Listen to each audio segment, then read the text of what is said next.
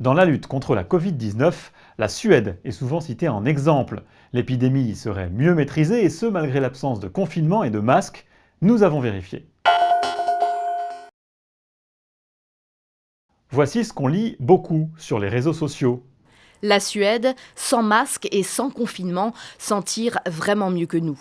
La Suède n'a eu aucun confinement, aucun masque, et ça va mieux là-bas qu'ici. Regardons d'abord les chiffres. La Suède fait partie des 20 pays au monde où la mortalité est la plus élevée. En moyenne, 66 morts pour 100 000 habitants. Le chiffre est malgré tout inférieur à celui de la France, par exemple, 80 morts pour 100 000 habitants. La France, où 2 confinements et le port du masque ont été imposés. Alors est-ce à dire que ces mesures n'ont servi à rien en France, alors même que les Suédois auraient continué à vivre comme si de rien n'était? En réalité, ce n'est pas du tout le cas. Le gouvernement suédois n'a pas milité pour le masque sanitaire, effectivement, il est rarement porté dans les rues de Stockholm, mais les habitants ont une autre tactique. C'est évident que les gens font beaucoup d'attention de garder la distance recommandée. Et là, de nouveau, il faut comprendre qu'on est dans une ville très répandue par rapport à Paris. On n'a pas le même genre de foule de gens au même endroit. C'est assez facile à Stockholm de garder la distance physique. Autre point, le confinement. Il n'a jamais été rendu obligatoire, mais les autorités sanitaires l'ont très fortement recommandé. Les Suédois ont donc une très bonne recherche, de très bons académiques, et lorsqu'ils délivrent des recommandations, le peuple les écoute. Il n'attend pas la force de la loi. On n'a pas fermé les bars et les restaurants, mais les bars et les restaurants sont très souvent fermés. Et quand ils sont ouverts, il y a 25% d'affluence.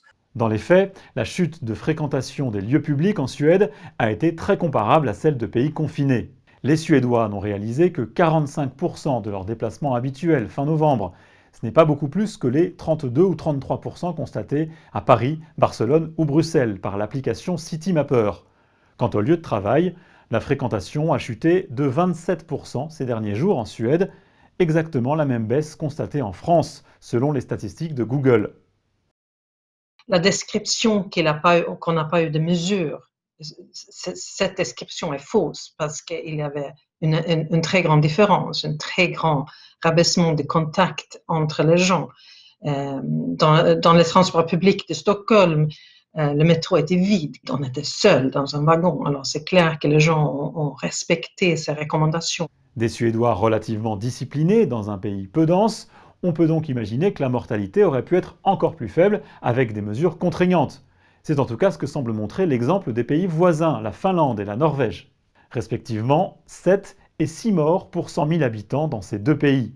Troquer le masque contre la distance physique, d'une certaine façon, est quelque chose qui a semblé avoir une efficacité un peu similaire dans un premier temps sur la lutte contre la diffusion du germe. Toujours pareil, ceux qui ont cumulé l'ensemble, comme les pays asiatiques ou des pays comme l'Allemagne ou la Finlande ou la Norvège, ont plutôt mieux réussi. Pour résumer, les Suédois ont suivi une forme d'autoconfinement depuis le mois de mars, certes moins bien suivi qu'en France ou qu'en Espagne. Ils auraient pu obtenir de meilleurs résultats encore si on compare avec les voisins finlandais et norvégiens.